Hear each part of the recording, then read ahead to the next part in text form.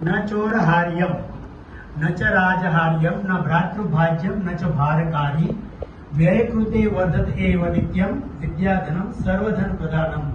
न चोरहार्य કે જેને ચોર ચોરી શકે નહીં, ન રાજહાર્યમ રાજા લઈ શકે નહીં, એની પર જીએસટી લાગે નહીં, ઇન્કમ ટેક્સ લાગે નહીં, કોઈ લઈ ન શકે, ન ભ્રાતૃભાજ્યમ તમે એમ નહીં કરો પીએચડી કરો ડોક્ટર થાઓ એન્જિનિયર થાઓ એ તમારા ભણતરમાં તમારા ડિગ્રીમાં કોઈ ભાગ પાડી શકે નહીં, ન જો ભારકારી વજન ન લાગે, જો ન પચે તો વજન લાગે અલગ વસ્તુ છે, પણ ન ભારકારી વ્યય કૃતે વર્ધતે એવ નિત્યમ। આ એક જ વસ્તુ એવી છે વિદ્યા કે જેમ તમે વાપરો એમ વધે, બાકી બધી વસ્તુ જેમ વાપરો એમ ઓછી થાય। આ વિદ્યા એક વસ્તુ એવી છે જેમ તમે વાપરો એમ વધે। હું વાપરવાનો પ્રયત્ન કરું છું અહીંયા।